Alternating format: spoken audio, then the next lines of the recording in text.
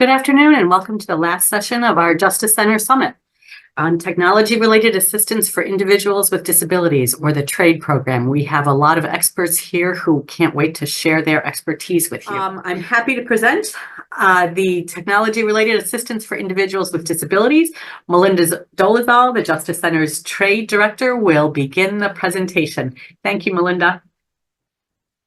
Thank you, Davin, and thank you everybody for being here with us on this lovely afternoon, or good afternoon, good evening, or good night if you happen to be watching after our presentation and aren't able to be with us live. We're very excited to meet with you guys today. This is a topic that really, I think, comes up a lot more than people, really think about when they're going about, their day-to-day lives, either as a parent, as a professional, as a staff, whatever that happens to be. So we are going to cover quite a bit, but it's a lot of things that, we hope will jog kind of a thought process, as you leave, take this information with you and see how it might apply to either yourselves, people or really anybody else. So we are, as I said, there's a lot of stuff here. Feel free to ask us questions in the chat. We will get to it as we go along. We may answer your questions, as we go along. But just to let you guys know, we're going to give you a broad overview of who we are, what we do. A lot of people, know who we are, but not the specifics. So we want to tell you all about that. I am also joined by two of my amazing staff who I am lucky enough to work with on a daily basis.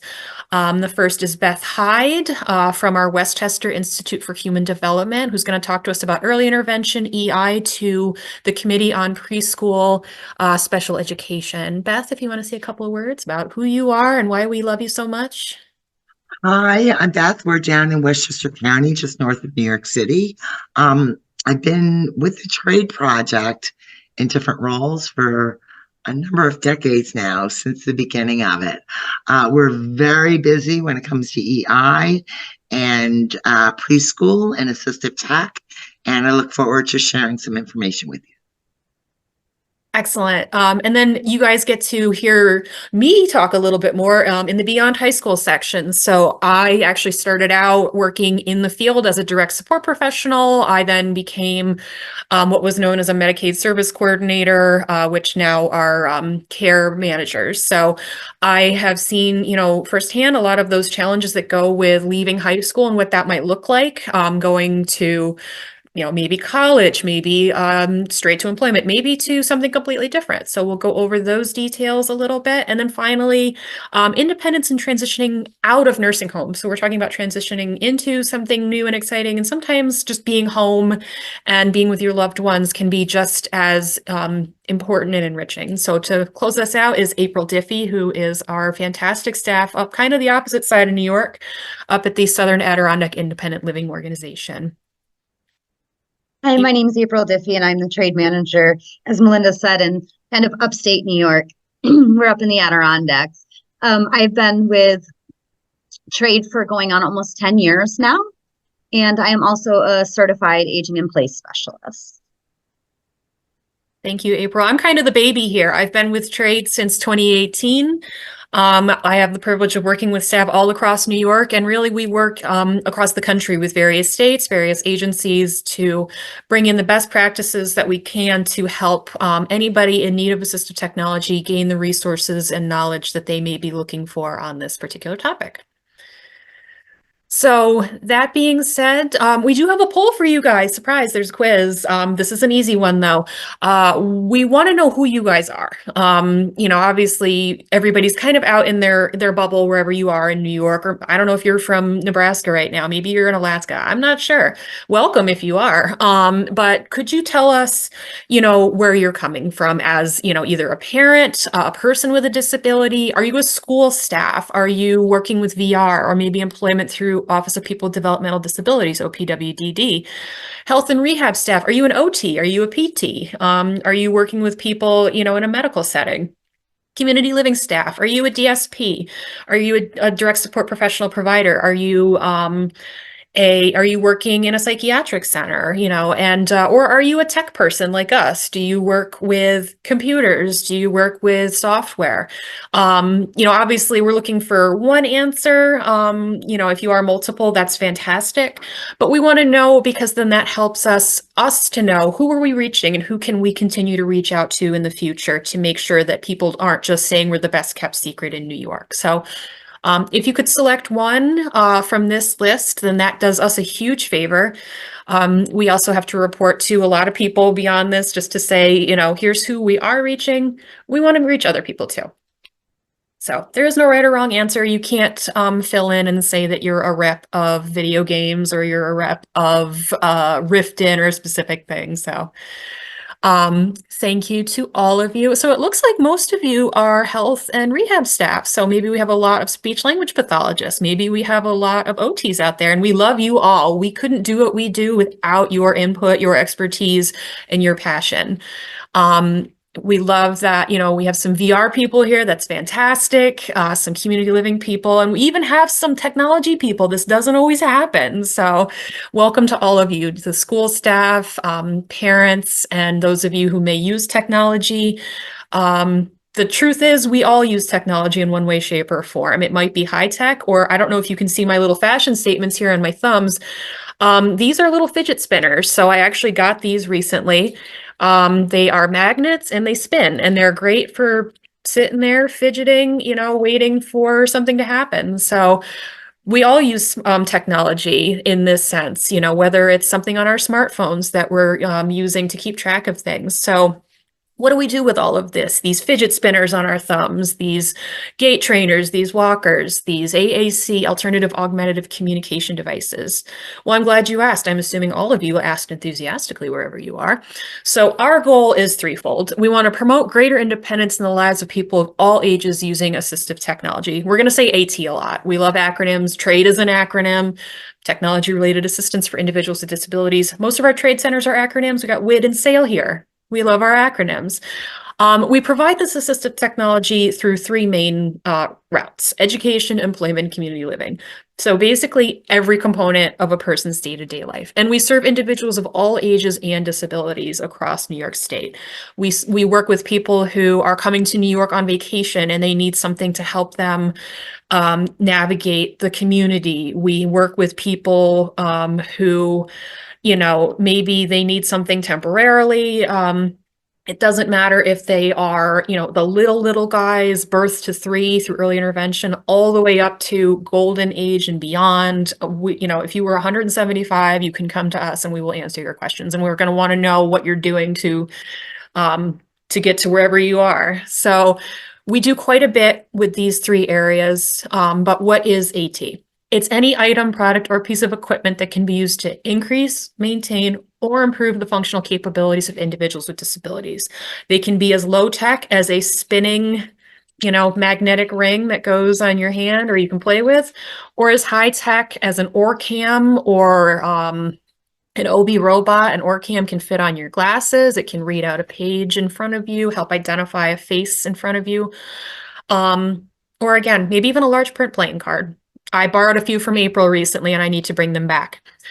So all 12 of the trade centers have inventories with these amazing pieces of equipment. And we just have a couple of other examples that you might see at a trade center. Just to kind of describe, because some of these things you may have seen, some things you have no idea. Top left is a switch operated bubble machine. This is great for teaching cause and effect to a kiddo. It's fun and, people can play with it, but they're learning at the same time. Next to that is an adaptive cutting board up the top middle. So if somebody has, maybe weakness in their arms or just has a hard time, keeping something straight to cut it with, to prepare it for dinner. There's a lot of varieties of this out there. This is just one small example. Next to that is a pocket talker, which is great for somebody who may be, they're not quite ready for a hearing aid. They need this sometimes, maybe not all the time. If you have a relative that blasts the TV and it drives you crazy, this might be a good option to put this in, to listen to it, and it will, amplify a sound across the room so that they're comfortable, the other person's comfortable, and they're still independent. Bottom left is a magnifier. we've all seen magnifiers, I'm sure, in a Sherlock Holmes story with the, holding up this, a magnifier by hand. There's also the high-tech options, like the one that you see there. Bottom middle is an amplified alarm clock for those who might be hard of hearing, or just need that extra oomph to get up in the morning. That little disc that's sitting next to the clock itself goes under somebody's pillow. It then vibrates to wake them up. And this is also a much louder than typical alarm clock. I may or may not need one sometimes. Next to that is actually a 3D printed device that our lovely staff at WID printed at some point. This is a 3D printed key guard. A key guard, it's a little difficult to see because the key guard is black and the background is black. These fit over a tablet or computer device to separate out communication symbols that can be pressed to help somebody who might be non-speaking or just might need a device to help communicate their wants and needs. These are customizable. They can work on different devices, different sizes. Our staff, Gemma White, who works with Beth, is the 3D printing guru when it comes to these. And then finally, not nearly as exciting as a key guard, but very important, a shower bench, all the way there on the right. We get a lot of requests for these, when bathrooms can't be modified, when things are tricky, when somebody's coming out of a nursing home or maybe a rehab facility where they've broken a bone. So these are things we may not think about, but can be very much make or break for somebody that needs them. What does a trade center look like? So each one is different. Each one has different hours, different staffing, different locations. So the bottom left is our trade center out in the southern tier at Stick in Binghamton, which is the Southern Tier Independence Center. Here you can see more transport wheelchairs, knee walkers, canes than I can imagine, some rollators there, or what people a lot of times will say, the walker with the seat. Those actually, those are rollators. They are different, but they are very, very helpful to people that need them. So this is what one trade center looks like. They also have a sensory room. They have a lot of other neat things in their site as an independent living center. On the right there, April, it should look pretty familiar to her. That is actually the Southern Adirondack Independent Living Center's EI room. So as a 30 adult, I love this room. It's great for, EI age kiddos, but it's great for, people that want to learn about AT or that want to explore options for the children that they're working with. So it's bright and colorful. There's things that that make noise, that are tactile. It's a fantastic resource, and the other 10 trade centers, so we don't have enough space to fit their pictures in. Each one, as I said, is different, and each staff is got a great and a unique perspective onto the needs of whoever might be reaching out to them. So who can utilize trade?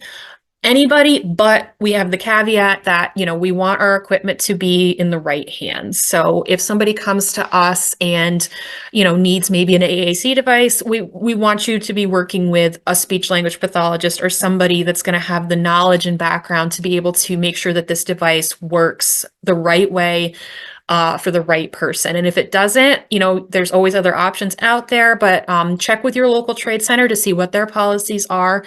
Many of them for very kind of simple technologies, very relaxed, but something more high tech or, again, something like a communication device, we want to make sure that it's the right device for the right person. And disability can be long-term or short-term. Person does not need to have Medicaid. They do not need to be involved in a waiver.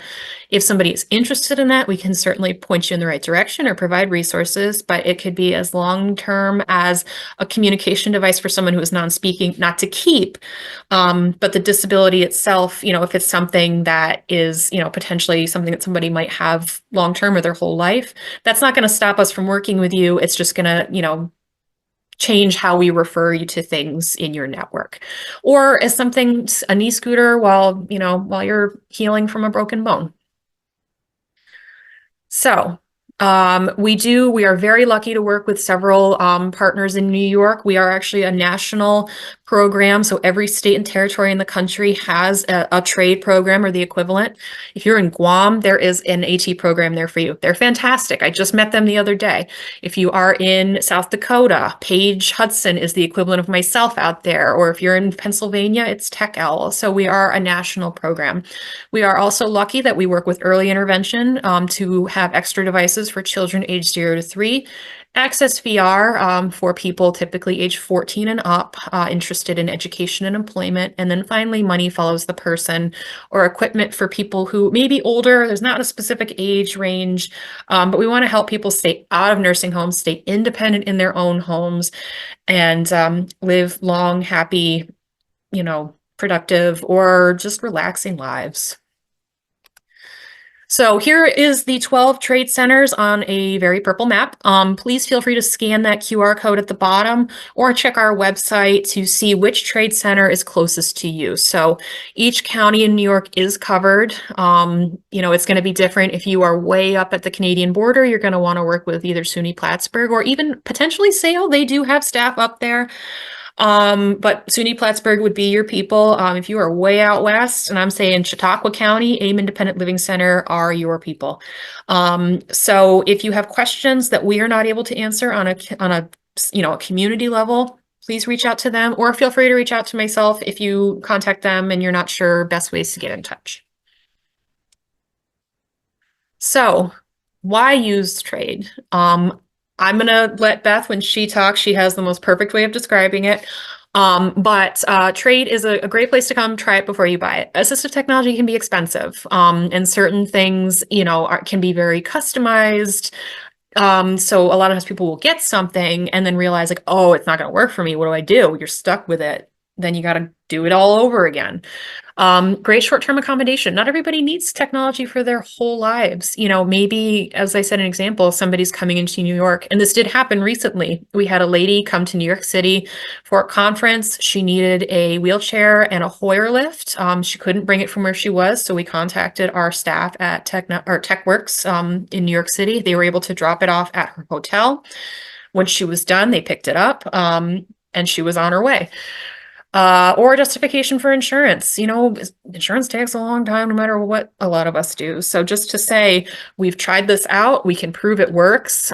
Here's our evidence. And this also is great for maybe an individualized education program, or, a lot of other documentation that people have at school, at work, what have you. And our services are free. Loans are free, demos are free. Some of our trade staff also have contracts with other agencies. They might do evaluations that's separate from trade, but in the same ballpark. So just keep that in mind. But trade itself, in its, the form that we are, is a free service to all New Yorkers. So we've given you kind of a broad overview. Just know that a lot of what people know us for are our loans, not financial loans. We do not give cash, but we are very much like a library. Come to us, ask questions. We can answer a lot of things over the phone, about different types of assistive technology, what we have available, what our loan process is. Pick it up, see if it works for you. Let us know once it's returned to us. We'll give you a date that we need it returned by so we can clean it, make sure that everything is okay with it, and then we can loan it out to the next person. The longer something is out, we just want to make sure that we're able to keep our wait lists down and serve as many people as we can. So what about those critical points in a person's life where there's a lot of change happening? It's very stressful. Whether you're a parent of a little kiddo who's going from, EI to CPSE, it's a huge change and it can be nerve-wracking. What about high school to adult services? I've been out of high school and I still get stressed about that sometimes. And I can't, even more so if somebody has a disability and is trying to navigate the adult world. Finally, maybe you've lived independently your entire life and then something happens, you are all of a sudden in a nursing home or a rehab facility, and you just want to see your spouse, you just want to see your family, or you just want to live alone with your dog. What does that look like? What are some ways that you can navigate it? What's some strategies that we can hopefully provide to you that will be helpful? we're going to get to all that and more. And that's where we draw on the expertise of our amazing trade staff. So in the next couple of sections, we're going to go over things that we have experienced that we would, hopefully leave with you to anticipate and throw in some fun assistive technology along the way. So that being said, I'm going to turn it over to my colleague, Beth Hyde, who is in many ways an expert with the little guys. So take it away, Beth. Hi, everyone. I did mention to Melinda earlier when she talks about the benefits of the trade sites. There's one real big important piece that we see, and that's that we're able to be neutral. We're like a Switzerland. A lot of times there's many involved with working with an individual. It could be family members, it could be service providers, it could be private service providers, it could be school-based providers. And everybody's kind of got a different perspective on the direction to go in. Parents are stressed out. They're Googling. They're not sure what to do. Everyone's giving them input. So there's a big human benefit. And that's when families and providers can come in and they can actually see the equipment and ask questions. And we're neutral. We're not tied to anybody. We're free. We're like your local library resource desk. So I think that that's a big benefit that Melinda should be carrying over in her other presentations, that we're able to be neutral and do our best to help someone get the equipment that they need. So I'm just going to jump right into it. So I work at WIHD. We're one of the university affiliated sites in New York State, within the country, excuse me. There's approximately 50 of us, and we have funding from a number of different programs.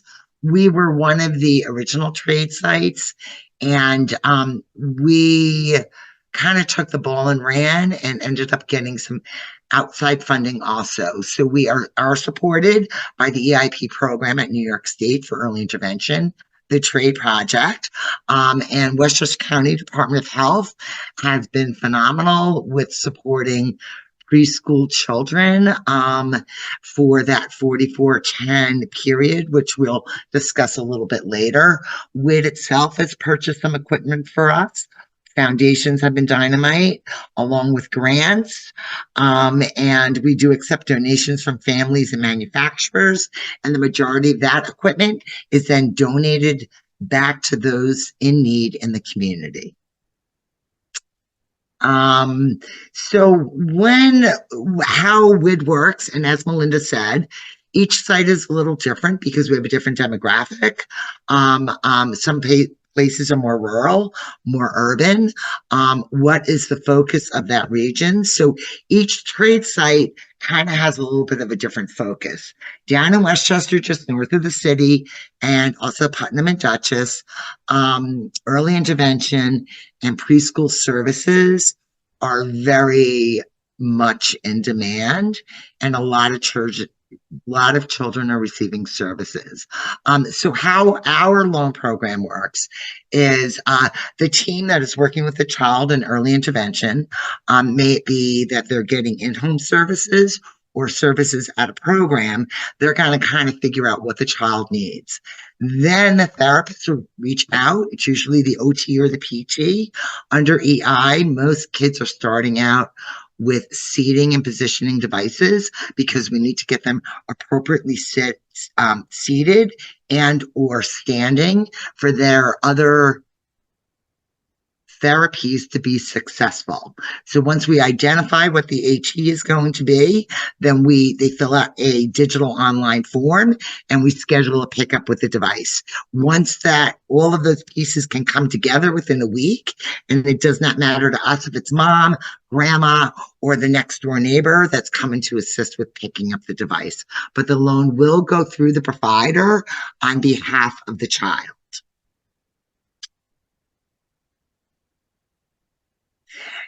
These are some of the items that are most requested under early intervention. The first slide on the top in the green in the seating is a Lecky PAL seat. Then the next slide over has a Riften activity chair. a real design high-low chair, and a height right chair. Now, I don't expect you to know what these chairs are, but when a provider calls, they're going to be providing a lot of information, a lot of questions. How tall is a child? What is a child's seat depth? What is the seat width? What is the need of foot measurements? Do they need laterals? Do they need hip guides? Do they need a headrest? What is their diagnosis? Where's equipment going to be used? We do this beforehand so that we're able to then match up with the provider what chairs would fit that child and meet that need. Then we might be on Google together. We might be doing it virtually, or they're familiar already with the equipment. So seating is coming first. One of the big things that we're seeing, we're on the campus of one very large children's hospital in our region, and we get a tremendous amount of micro preemies that are referred to us. So when they're 18 months old, they still may only be the size of a 21-inch-old newborn baby. The slide below shows some of the positioning equipment. The one on the left is an older supine stander that was made by Prospect Designs. The one in the middle is an EI positioning kit, also known as a TRAID pole. And the device on the right is actually a gait trainer by Rifton. And that is very popular for evaluative services for mobility.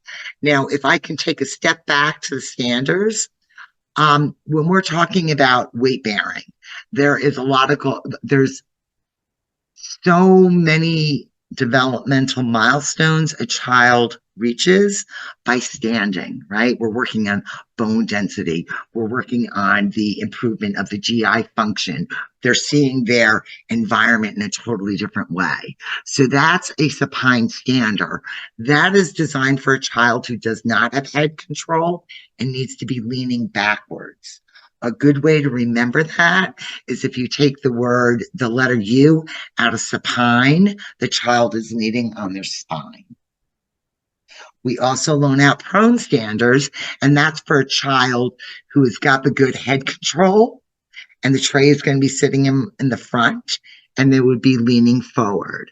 Standers, again, are loaned out through the PT and or the OT, and those also go by overall height. The EI positioning kit, I actually begged Westchester County yesterday to buy me some more. These have approximately 14 pieces in them. They have half rolls, they have moons, they have a base. This can be used in many different positions. It can put a child into side lying. It can put them into a supine position that'll help with bronchial drainage.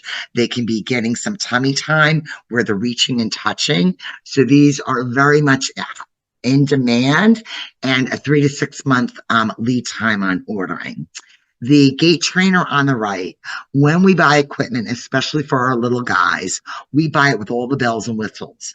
And what I mean by that with that mobility device is there's forearm platforms on it, there's a trunk wrap on it, there is ankle supports on it, there's hand grips on it, there's also a saddle.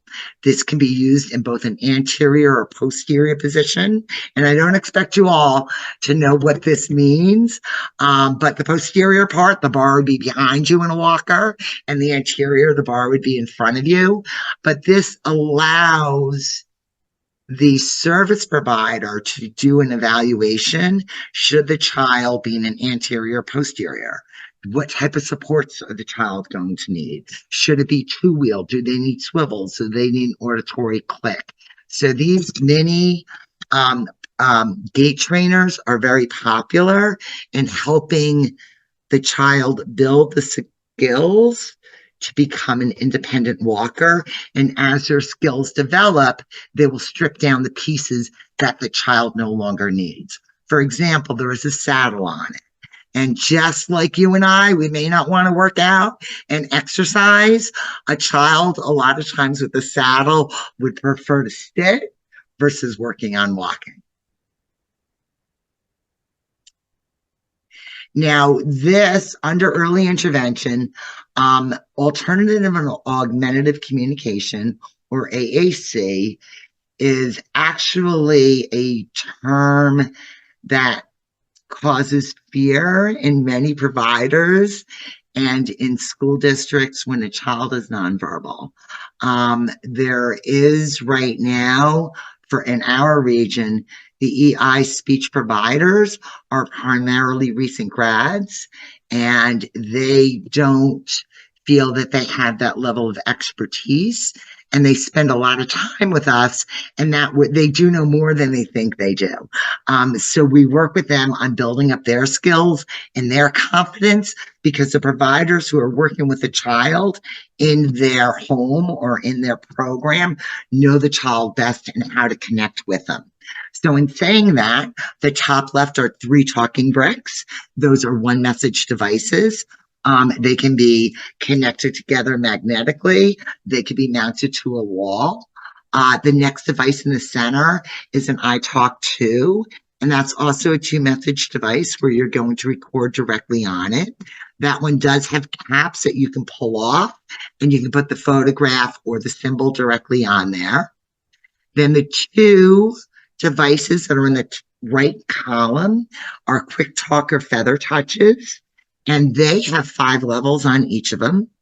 And the 3 core words that are recorded on the top buttons on both of them would carry through the 5 levels.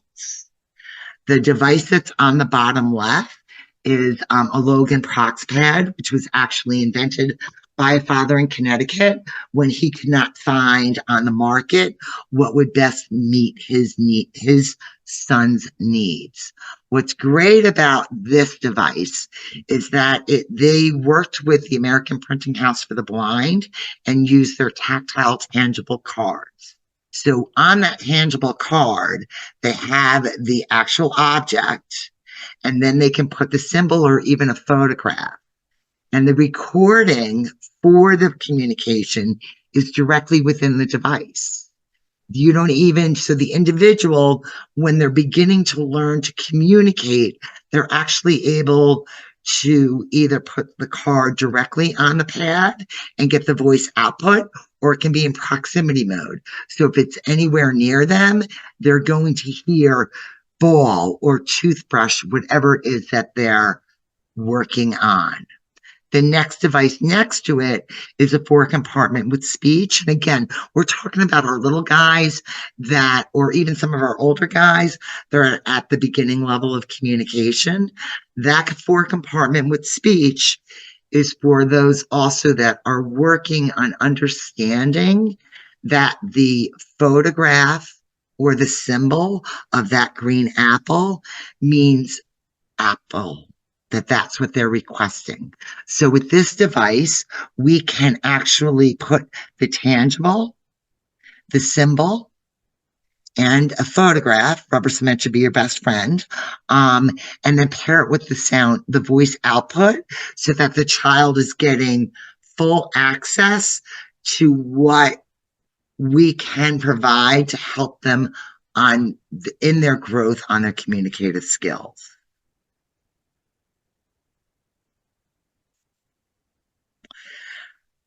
Toys and sensory toys. When we're looking about a young child and they might be in one of the standards we had looked at earlier, or they might be in an adaptive chair, and we've got them up in good positioning and they're making eye contact. Now we need them to work. So we want them reaching, we want them grasping, we want them crossing midline, we want them understanding cause and effect, we want good eye contact. So almost all of our toys are a little obnoxious. They're not typically what you're going to buy at a Toys R Us, if you will. We're trying to gain their attention. We want to give them the bells and the whistles. And in many individuals, it's great as a reward after they do their work. Now, the first one on the top left are some sensory items. These are great for parents to be purchasing. They're little, they might be chewing on them, they might be squeezing them, they're getting a little bit more input. As a loan program, we would direct them on where they could purchase them, but they're not feasible for us personally to loan because they're chewed on. They are well used, abused, and kind of the child takes ownership of them. The next device is actually a 3-shape puzzle. It's got large grips on it. It's got bright colors. And when the third puzzle piece is put in, the child is rewarded with playing some music. Now, it may seem to some of us that this is very simplistic, and that what is a child learning? They're learning so much. They're learning their colors. They're learning their shapes. They're learning to reach, grasp, and put in. The next device is one of the many beaded mirrors that Enabling Devices makes. And the kids love those tactile little niblets. If they press on the mirror, it's going to vibrate. It'll play some music and the lights will go on. The next toy on the right is probably one of the ones that you're going to find at Toys R Us. It's a Mozart music, and it has music on all 4 sides. Again, we want our kids to start using bilateral coordination, using both hands. We want them pressing, getting a great auditory sound. Then maybe they want to add the trumpet on the other side or have the full band play. The one on the bottom left is the Magical Light Show. This is beloved by the children, not the parents. So just a fair warning on it. It would not be appropriate for a child who's got seizures because it does light up. That is it spinning. There is a switch right on there. When the child activates a switch, the lights start spinning and music starts playing. Up until recently, it had the vintage Batman and Robin song on it, and you couldn't control the volume. And everybody knew when you were leaving my office with this in your bag because we could hear you out in the parking lot. Now they changed the songs, and there's a volume control on it. The next switch over there to the right is a big red. It's not a big red switch, a big Mac switch that's made by AbleNet for communication, but a big red switch. Again, we want them to reach. This can activate a toy, but it also lights up red and it vibrates. Kids love vibration. The next is the compact activity center, and there's 4 different activities on there. So maybe we're working on digit isolation and isolating the digit. They hit the red button and all the confetti is going to swirl. The button on the left is nice and textured, so a little bit more input, and that lights up. There's a ball to pull, right? So we're learning many different fine motor activities, and then the beads again on the right, which are loved. Now on the bottom right, we can't keep these in stock. They get loved, they get abused. It is literally a Koosh ball stuck into what they made a Koosh switch. Everybody, I mean, I have adults, typical adults, coming in and they just touch that and they start playing with the Koosh. But also when you press down on it, it vibrates and plays music. You can also hook it up to a toy for an activation if that is what a child needs. Now, one other thing I'll point out on this before we move on, think about the angle that the child's tray is on when they're in their optimal positioning for therapy. If they're in a supine position leaning back with their tray, an item like the red switch on the bottom left is going to be easier for them to see than something that's flat.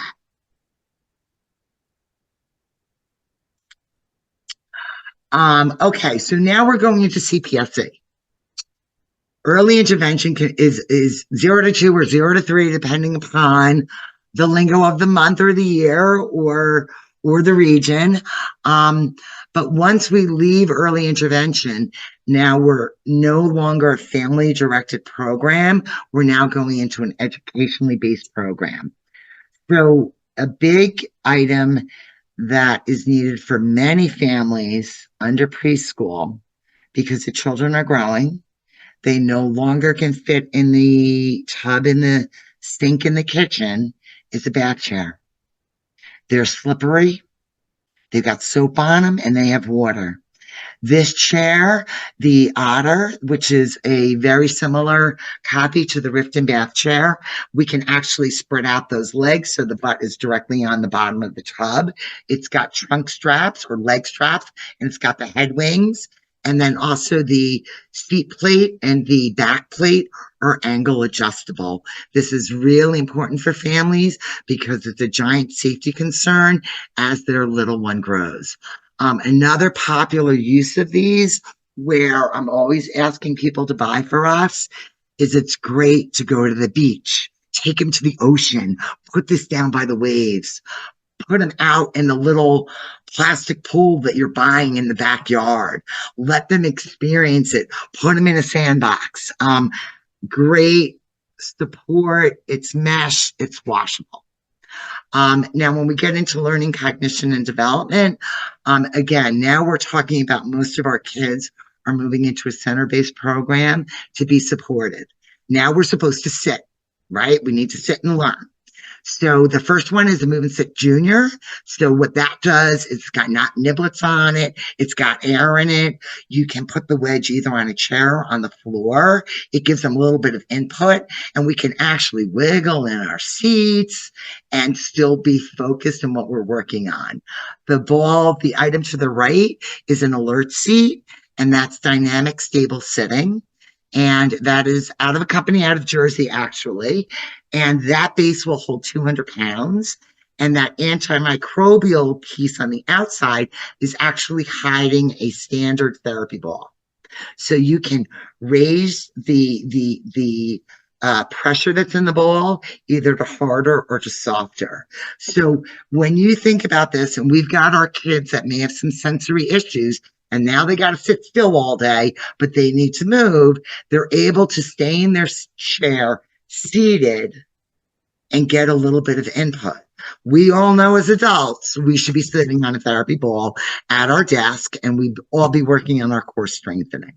The chair on the seat on the bottom that looks like we should be going to a high school football game is a How to Hug. And they're used in many of our preschool programs, and they're used for circle time, because what happens is when the child sits in there, the slats actually almost concave and give them a hug on the sides, and then they can rock, but they're still in their seated position. And a lot of the kids end up rocking, and they end up in the boat pose for yoga, which is the V-shaped pose. So they're working on core strengthening at the same time that they're staying focused. The next items there are just some weighted lap pads. We do not buy the cushy outside covers for them. We're a loan program. We need to sanitize. And what we recommend to everyone is let the child explore it. You may put it on their lap because you think that's where they need it, but a lot of times that's not where they need the input. I have a number of kids that immediately, as soon as they were given it, they played around with it. They may even be nonverbal, but they clearly let everyone know what they need because they put them on their head. And they need that input pressing down. And you can actually purchase hats that are weighted for the top of the head. Also, the other big piece under for CPSE or 4410 are hearing supports. These kids are now sitting in a classroom, busy spaces. They may have a cochlear implant. They may wear hearing aids. The item on the left is a universal receiver. The new hearing aids that just came out in the past year or two do have the receiver built automatically in, but that's only on the newer hearing aids. This we would use with the boot and attach to the child's hearing aid, and the teacher wears a transmitter, and the child then can hear the teacher directly through their hearing aid wherever they are in the classroom. The students no longer need to be sitting in the front row. They can also be using the Digimaster, which is also by the same company, Phonak. And that is kind of like a large, thin speaker that is on rolling wheels. And when the teacher speaks, it immediately amplifies through that speaker. We have had schools that not only did they use it in the classroom, but they rolled it into the cafeteria or the auditorium during presentations.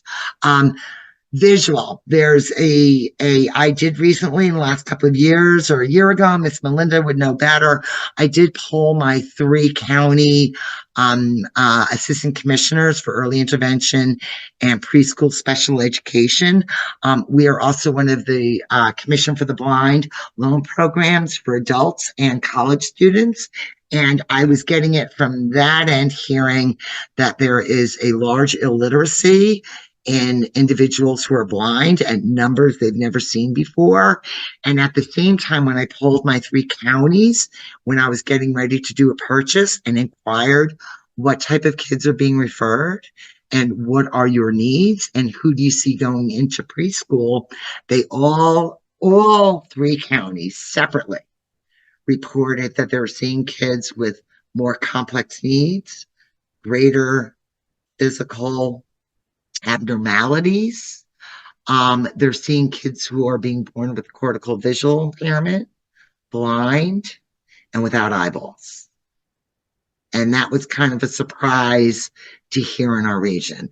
So these items are fun because there's also a sensory component to it. So something special, there's a whole preschool series that we purchased from the American Printing House for the Blind. And when you open up the books and look through them, they have a tactile representation of whatever the story is. So it might be the little kid's blankie that got lost and was in the mud and it was found, and then they washed it and they shrunk it. So that is all in throughout the book. It is in large print and it's in Braille. The next item that you're looking at are the weighted cylinder blocks that have a tactile representation. So when we're looking at children who are visually impaired, not only do they need to start really honing in on that fine motor and matching different textures, they also need to be thinking about weight. So with these cylinders, they could be matching up the velvet, the cardboard, the roughness, but they're also weighted differently so that they begin to get that concept of weight. The Tablito on the bottom left is a recent procurement, and that is actually a beginner's device to start using and learning Braille. So there's like 180 letters and words that are in there. They're larger blocks, probably almost 2 inches wide by 3/4 inch wides. And there's pre-programmed items that are in there. The teacher can then select, and the knobs will go up and down.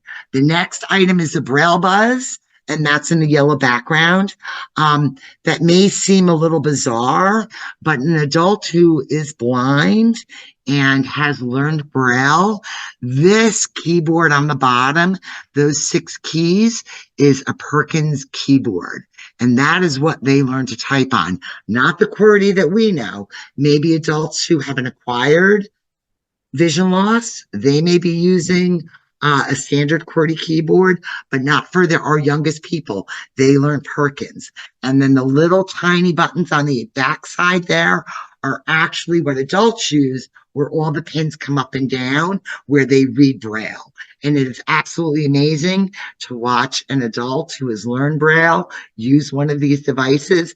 This is a copy of a Braille note, which is kind of like one of the gold standards for our adults and college students who learn Braille. The item on the right is a light aid, and that's where we can put a lot of different objects on there, and it will be magnified and lighted through. I can be long-winded, so if someone needs to wave, let me know. So some of the issues that we've been noticing, I know that COVID was 2020 now, and we are all kind of feeling in 2024 some of the residual effects of it. Provider capacity has been an ongoing issue, especially in early intervention, and also in the preschool programs. There's less and less providers out there. There's a number of factors that go into it, including our region, travel, how difficult it is to navigate the roads, the amount of paperwork that is required, the staff pay, which is due for an increase. The other piece that's been impacting us for early intervention and preschool children is New York State EI has partnered with an agency to provide ongoing service coordination that would be under early intervention for our little guys that need in-home nursing. The staff aren't from this region. They don't know our area. They are not as well versed as we would like them to be in regard to the resources and the agencies that are located near us. They've never seen a child, and they've been a little bit of a challenge for us. And those are only for the kids who are receiving the home nursing services. Another big area, and it might be statewide, Melinda may know, April may have a better idea up in her region, but down in our area, clinics who are accepting the early intervention rates and or insurances for evaluating and purchasing equipment are few and far between. When I started, there's probably 10 to 12 sites in Westchester. We're down to 1. Which means you have a long wait before you can get into an equipment clinic. Then there's gaps in communication between the circle of support. Like I said before, they can find a PT that can see a child 1 day a week, and that's center-based. So mom's going out and finding PT on her own at a private facility. They might be doing the same thing with OT and speech. So it's a little bit more challenging to have everyone working on the same page. Then we're going to throw it in with the lack of AT knowledge, because most of our staff that are doing the services are new recent grads. So they do come in and spend a lot of time with us. Okay, so things to consider, especially when we're dealing with our families. One piece is, as we know, children in 0 to 2 in the families, they need to go through a period of mourning, especially if they have a child who's involved. You have a preconceived idea when you're pregnant and expecting a child of what your life is going to be. So a child, once they get out of early intervention, they transition into CPSC. That could be at 2 or 3 years old, depending upon their birth date.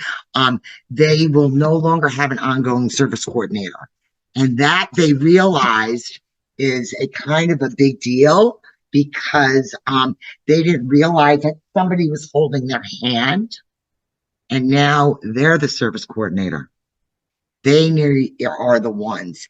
They do work with the chairperson at the school district, and that person is the gatekeeper for all the services and an IEP. But families do feel a little overwhelmed when they transition from early intervention into CPSA. I do recommend, I do recommend to any parent that is going to a CPSE meeting to be prepared. You are going to be at a boardroom table. There are going to be 10 people there. You may feel a little bit overwhelmed, but you don't have to sign and agree to anything right there. If they're recommending a program placement for your child and you're finding out at the table and not beforehand, take a breath. It's okay. The district's going to hand you a list of programs. Do your best to go and visit those programs and trust your own instincts when you are visiting. You're going to get a lot of information and input from a lot of people, but you know your child, and they spend a lot more hours with you than they do with the service providers. So when you're preparing for transition, a couple things to think about. When a device is purchased for a child under early intervention, it is owned by the child and stays with the child. When a device is purchased for a child under CPSE or 4410 or preschool age or 3 to 5, if you will, the device is not owned by the school district, nor is it owned by the child. It is funded by the county and the state. So depending upon your county's regs, you may have to return that device. The school district may get the opportunity to purchase it back. So that is something to consider when a child's getting ready to transition. Later on, I believe we're emailing out a resource list. There is an EIP to 4410 calculator, and you can put in the child's date of birth. It's from the New York State Ed website, and you can then make the decision. We are seeing that children are transitioning into preschool early, and that is because they're having a challenging time finding providers, and parents do need to work, and they're transitioning earlier and putting their kids in a program so that they can better meet their other children's needs and their family needs. Also, you always want to be exploring the waiver options and the community resources. A lot of parents don't realize that the Medicaid waiver program waives the parent's income. So the child may be eligible. And again, if you have a child who's going to need DME equipment long-term, that is a great direction for you.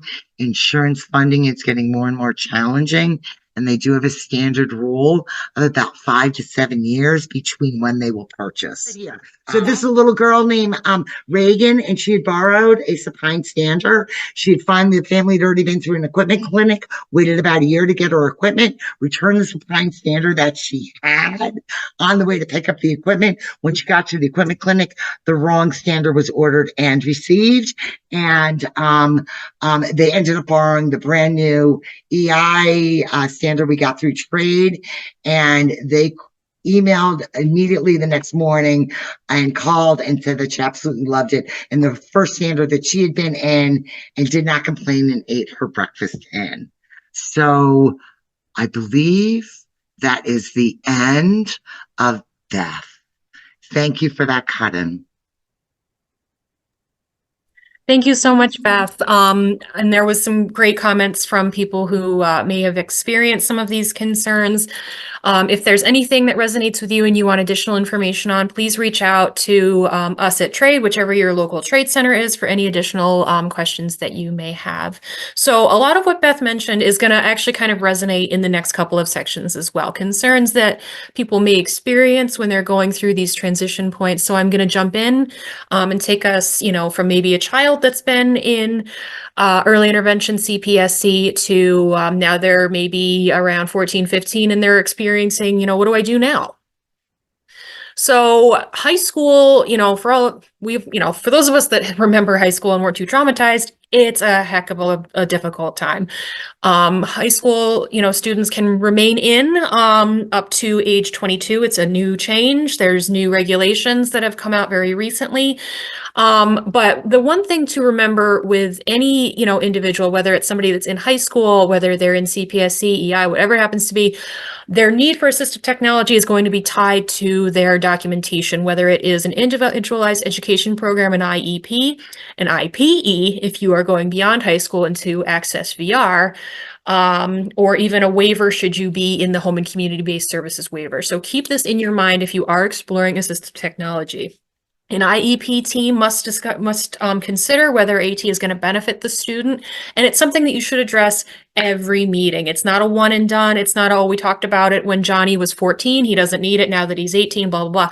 Talk to your teams at any turn, and it should be included as a potential transition plan tool. So what are high school options? There's a ton. A lot of these can even be mixed. There's Access VR for education and employment. There is college or trade schools. You don't have to go to a four-year university to get a job that's either meaningful or, something that pays the bills. There's internships. There's day have. There is, job services that can be done by Access VR or OPWDD. So you can mix and match depending on the person themselves and what they respond to and where they are are most interested in. But the moral of the story is there's a lot of options out there. They may be very similar. Kind of look what Beth showed us. You know, there's a lot of options for communication, but one kiddo may respond positively to one or the other. The same goes for a high school student. Paying for a device is going to fall on potentially one or a couple of different organizations. Depends on if the student is in school. Then, you know, if it's in, again, documented IEP, that would be something the school would investigate, whether they were then graduated and, you know, they are looking at a job. It's potentially something either an employer may be responsible for or a service agency should the person have a waiver. Sometimes it does come down to the person themselves using the technology if it's not coverable, but there are resources that are out there to help people navigate this process. And one thing that we didn't mention quite yet is we will be having a list of resources for every transition age group. So that is, again, EI to CPSE, high school to post-high school, and staying independent at home and transitioning out of nursing home. So you will get a little digital goodie bag to look forward to. So AT is going to depend on, you know, a lot of different things, but obviously these devices are going to look a lot different than EI devices. And some EI devices can, you know, they are available in larger sizes for individuals who may be a little bit older, a little bit bigger. But these devices specifically might help somebody who just needs that extra oomph, I like to say. So top left is a timer that can be set, you know, that has a visual component to help somebody maybe taking a test. Right there next to it, that orange device looks like a pen, is a C pen. You drag it across a page, it reads back what's on the page. You know, should somebody have a visual impairment or maybe dyslexia? Bottom left is a high contrast keyboard. Now, it might be for somebody, again, who might be blind, or when we say blind, it doesn't mean completely blind, not able to see anything. It might be for somebody that might just, again, need that extra oomph. Bottom left was actually a device that our site in Long Island found success with for a high school student who would not get out of bed no matter what. They tried every alarm clock known to man. They tried flashing lights. This is a pillow, goes under your head. You get a good night's sleep, but man, it wakes you up first thing in the morning when you need to get to school or to work. Again, not saying I need this, but it exists. And then all the way on the right is an Xbox controller. People make really good money as streamers, as you know, online personalities. There's people on YouTube that use things like sip and puffs to play video games. So these are things that are out there that might be something to explore. Again, not everybody's going to be a famous internet streamer, but we can all wish.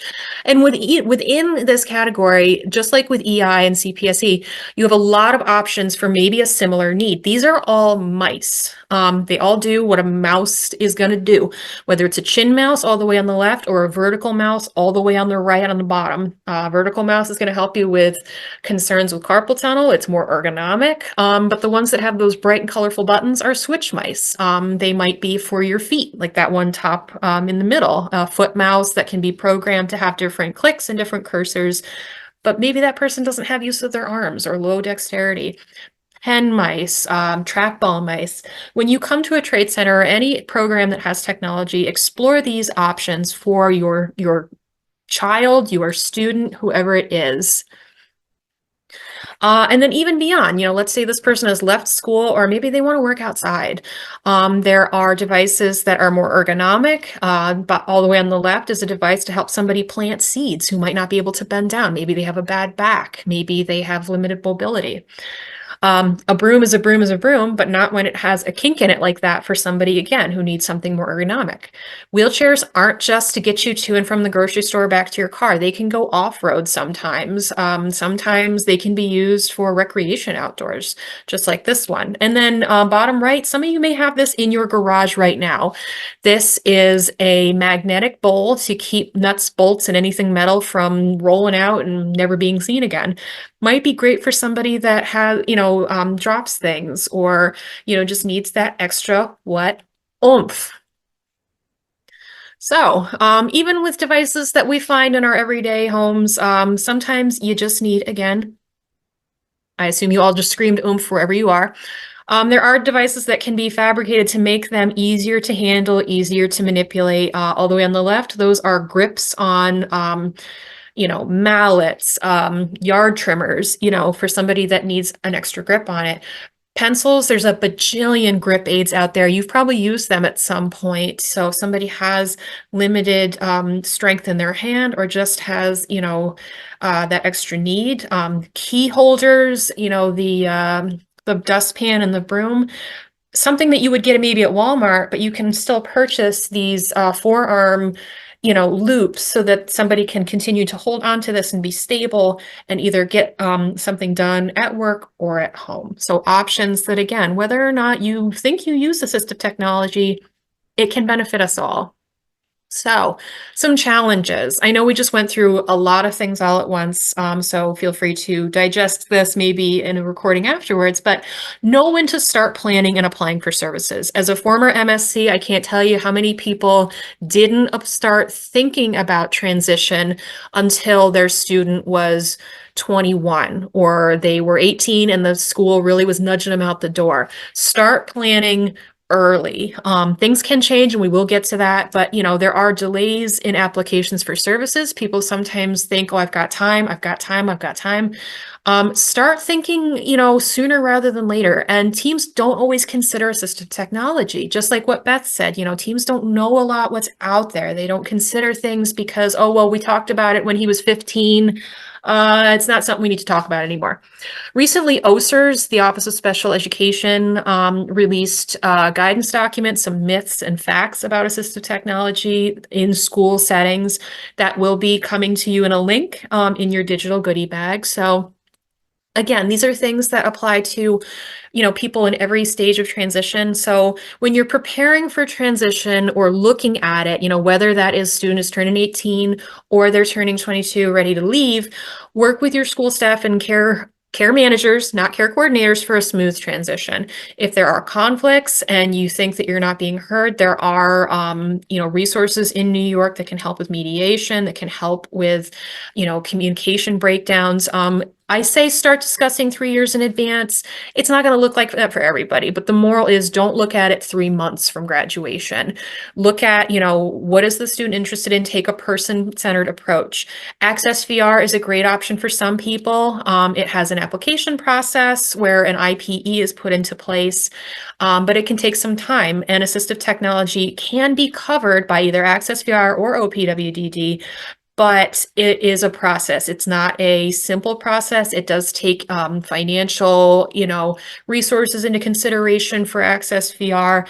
Counselors would be able to tell you more details and in much more succinct language than I could. But our moral is don't wait until the last minute. Explore pre-employment transition services, or PREATs, for students 14 and up. These are services to kind of dip your toe into the working world waiting pool, as I like to say. So, it's a good chance to kind of see what's out there, start the process, and see what works and what doesn't. Because what you think might be golden, I started out as an education major and I lasted 1 semester.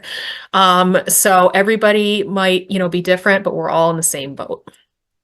So when you apply for options, look at a lot of different things, again, with either your care manager, your school supports, to plan a timeline. It might be a day habilitation program, self-direction, college experience programs. Your timeline to start applying is not the day the person graduates. Start exploring before then. And that goes with assistive technology as well, because what covers it in school is not going to cover it once the person graduates. So that might be covered again by a waiver or, by sometimes insurance, sometimes not. So these are all a few options that, again, can be mixed and matched as long as there's no duplicated services. So, and just to say, we're not going to take a break in the interest of time and to give due time to the next part of life. So it's all right, Beth. You had so much great information, and I think everybody wants to hear more. So I'm sorry for those who like the puppies. You're going to miss it this time, but you're going to learn a lot more. So carry on, April. Thank you. So I'm here to talk about what happens, post all of that. What happens towards, the end of life as we start getting older, we've retired, we've moved on. So independence and transitioning out of a nursing home, or accessing care while you're at home. let's start with understanding aging. So the entire population over the age of 65 is just put into one giant, circle. It's everybody over 65 is considered elderly and older adult. But the life cycle of a 65-year-old compared to, how active a 90-year-old is very different. So a lot of times we break those up into different groups. So you have the young old, which is 65 to 75, newly retired, middle old, which is 75 to 85, and then you have the old, who are the individuals that are over the age of 85. We're all living a lot longer. The healthcare system, is really doing its thing, and we're living a lot longer than, we used to. So we need to prepare for that. Aging in place is a great way to do that. 90% of seniors want to stay at home. They don't want to go into a nursing home. So how can we get those supports in the house to help somebody age and progress through life at home?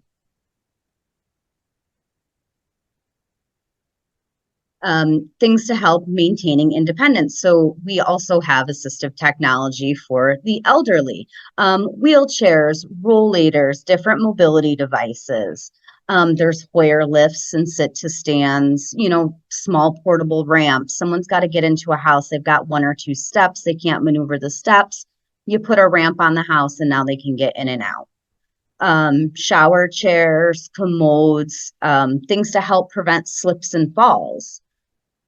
There's adaptive silverware for individuals that have dexterity issues or they're losing their grip. But we also have things like bed rails and bed alarms to keep individuals safe as well. So the picture on the left, these are actually just a pair of generic hearing aids. So they're not considered hearing aids, they're amplifiers. Somebody could use those to hear the TV, to hear a conversation. And then on the right, the picture is a lot of adaptive silverware that we have. Some of them are weighted to provide a little bit more support. Some are curved to allow easier movement from, fork or plate to face. When they're bent, they're not actually having to move their wrist. They're just, bending the elbow.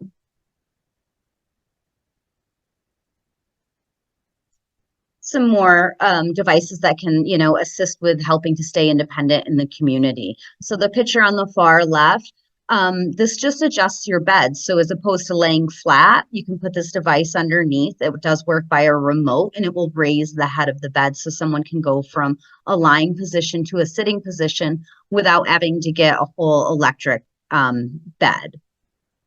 The next picture to the right, that is an automatic pill dispenser. So somebody's at home, and they're starting to have some memory issues and they're forgetting to take their medication. This box is an actual locked alarm box, and it will alert an individual when it's time to take their medicine. And therefore, someone can safely medicate themselves at home. A picture to the far right, that's a beach chair, and that's one of our participants. And his wife came in and he was a stroke survivor and he really wanted to take his grandkids to the water park. And they came and they borrowed our beach chair and sent us some amazing videos of him floating around on the beach chair with his grandkids at the local water park that we have. So there's April, a lot.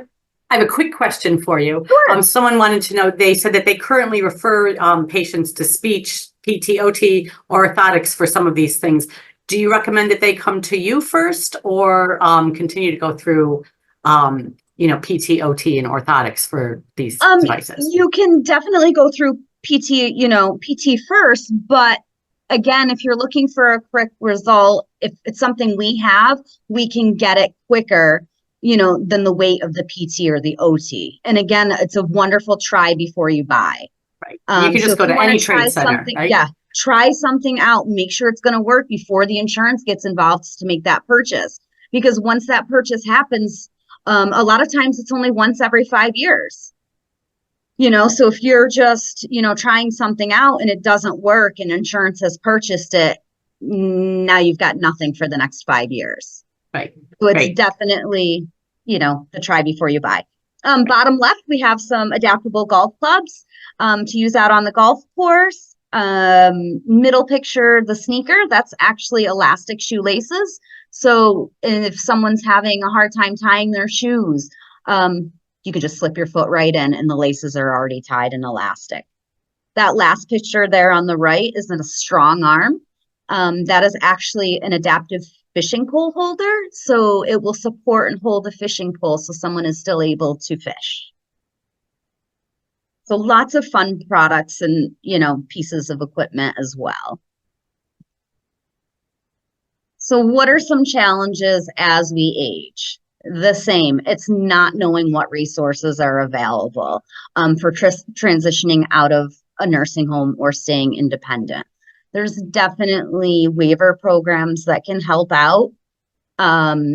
Having your home evaluated for accessibility, that's a huge one. I had mentioned at the beginning that I am a certified aging in place specialist. What does that mean? It means that I am certified to go into individuals' homes and help them, tell them, what exactly it is that they could do to their home to make it more environmental friendly. And it's going to be person-based, somebody in a wheelchair isn't going to need their house to be set up the same way as somebody who is blind. Yes, there may be some similarities, but it's not going to be the same. And then again, it's not planning ahead.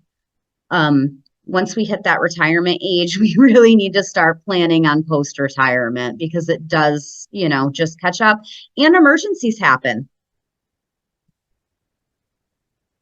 So it's very good to, start from the beginning and thinking about how you can prepare to age in place. One level houses, there's some different assistive devices that can, you can set up that incorporate universal design. So, universal design is just having a house that anybody and everybody can use. Standard basic, requirements. This picture here on the left, this is a Ring camera. It's also an Alexa, so somebody, can communicate verbally. They can turn their lights on and off. They can turn, their stove on and off just from the Alexa. The middle picture is a thermostat. I've actually installed a couple of these in some of my participants' homes in a separate program that I'm a part of. These are amazing. Someone that is blind has no idea what their thermostat is set at.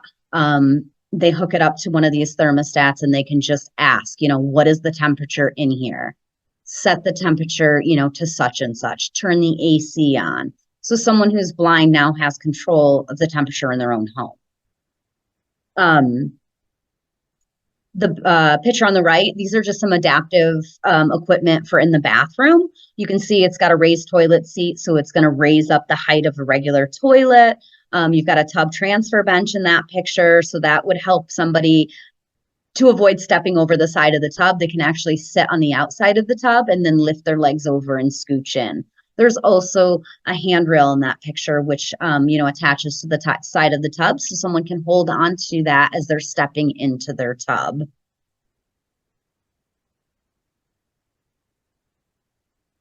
Home modifications, definitely involves, money, but if you are part of a waiver program, there are, funds set aside for home modifications. But some, again, things to think about post-retirement. Are there floating sinks? If you're in a wheelchair, you're going to be able to get underneath that sink to turn it on and off. Pulling out cabinets, swing away ones, so you can get a wheelchair right up next to a cabinet. Instead of big bulky ramps on the outside of the house, you can build up with a landscape ramp. So, you build the dirt up and slowly, gradually, make the entrance into the house that way. So lots of things that can be done to homes to modify them to make it so it's easier for somebody to stay at home longer. As I have mentioned a couple of times, there are waiver options to explore. So there's the NHTD program, which is the Nursing Home Transition and Diversion Program. So we here at SAIL, it's actually based right out of our office. So we have a lot of connection with the NHTD and the traumatic brain injury waiver programs. These programs are designed for home and community-based services. They're for anybody that's Medicaid eligible, someone with a physical disability, but it's in-home services living in a community-based setting rather than a nursing home, or other institution. So what kinds of things fall under the NHTD and the TBI waivers? Everybody gets service coordination. There's home and community support services, independent living skills training. So someone needs to learn how to prep meals. They need to learn how to run a register. So these are all things that you can get services through with the NHTD and the TBI waiver. Assistive technology, that's us. So you can get those through the waiver as well. Again, we have a lot of participants that are on the waiver program. They come in, they try a piece of equipment before the service coordinator actually, bills NHTD or applies. Again, those services take time. Even if you are on a waiver program, it still can take up to 6 months to get a piece of equipment, that you need immediately. So again, it's definitely try us out, check your local trade site. Chances are we're going to have what you need and be able to get it to you a lot sooner than having to wait. So you've got that, that time. They can assist with environmental modifications. They provide structured day programs, as well as transportation for community supports. So how can you prepare? The CDPAP is also falls under one of those home-based waiver programs. So CDPAP is the Consumer Directed Personal Assistance Program. It's a Medicaid-based program that allows consumers to recruit, hire, and direct their own caregivers. So this is where family members can get paid to take care of other family members. That also is a really great program. So if you have any questions or you want to borrow any kind of equipment or anything, you're more than welcome to reach out. This is my contact information.